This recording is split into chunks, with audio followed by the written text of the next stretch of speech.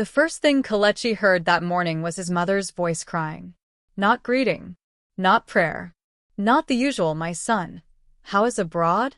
Just crying. The call came at 3:17 a.m. And that was strange already. Because back home in Nigeria, people don't call you at that hour unless something terrible has happened. Kelechi stared at the phone screen for a few seconds before answering. His heart was already beating fast. He knew something was wrong. When he finally picked up, his mother didn't speak immediately. She was just crying. "Mama," he said slowly. Still nothing. Only crying. Then she finally spoke. "My son, why did you lie to us?" The question hit him harder than cold winter wind. For a moment he could not answer. Because the truth was simple. He had lied. For 3 years. 3 long years.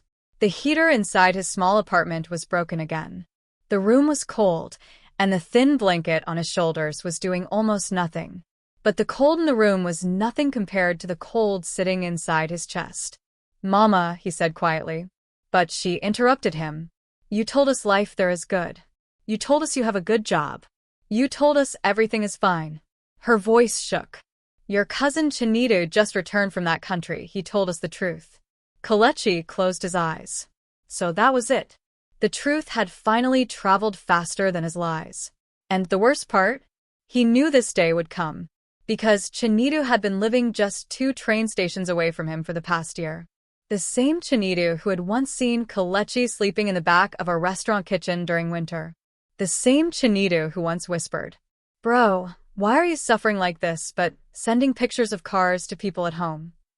Kelechi had laughed that day. But deep inside, he knew the truth. The truth was simple. Back home, they believed the dream. But nobody talks about the nightmare. 3 years earlier, when Kelechi first arrived abroad, the airport lights looked like something from a movie. Everything was clean.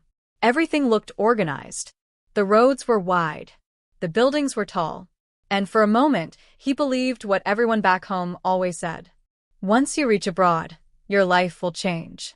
Even the immigration officer looked friendly. "Welcome," the man said. 2 simple words. Kelechi smiled so hard his cheeks hurt.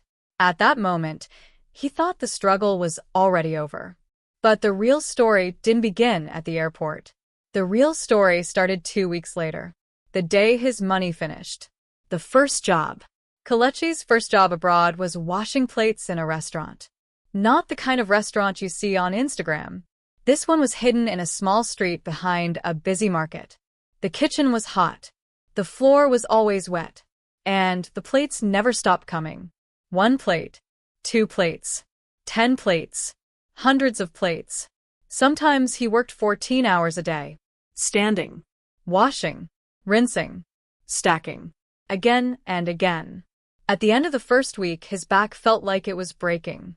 But when the manager handed him his first pay, Kelechi smiled. Because when he converted the money to naira in his head, it looked like a fortune. That was when the lies began. The first lie. That night he made a video call home. His mother, father, younger sisters, even neighbors gathered around the phone.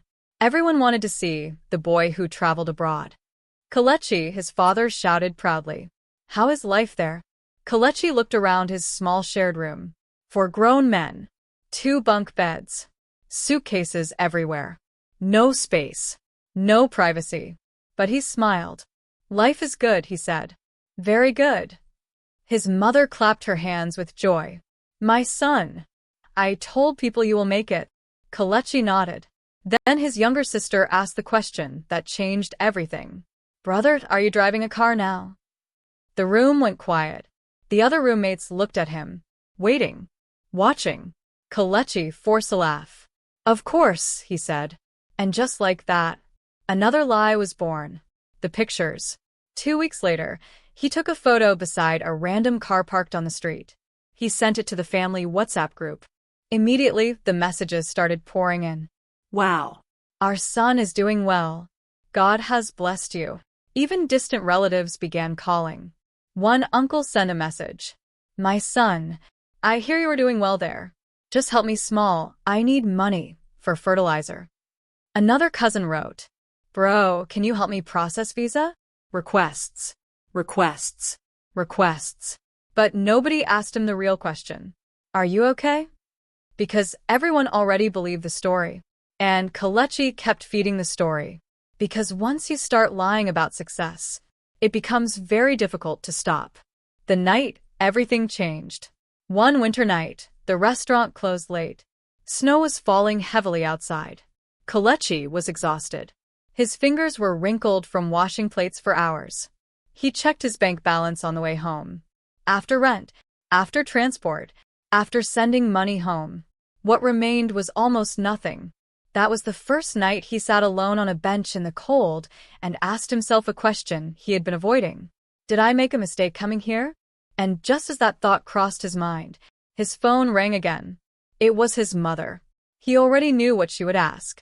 My son, she said happily, your uncle said you people earn plenty money there. Kelechi looked up at the dark sky. Snow falling slowly.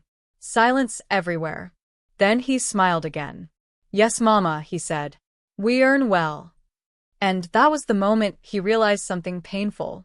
The biggest struggle abroad was not the work, not the cold, not even the loneliness. The biggest struggle was keeping the dream alive for the people back home, even when the dream was slowly breaking. But the truth is, Kelechi had not yet seen the real struggle, because 3 months later, something would happen at the restaurant that would change everything. Something that would make him question whether the abroad dream was ever real at all. And when that moment came, Kelechi would finally understand the hidden truth many Africans living abroad never say out loud.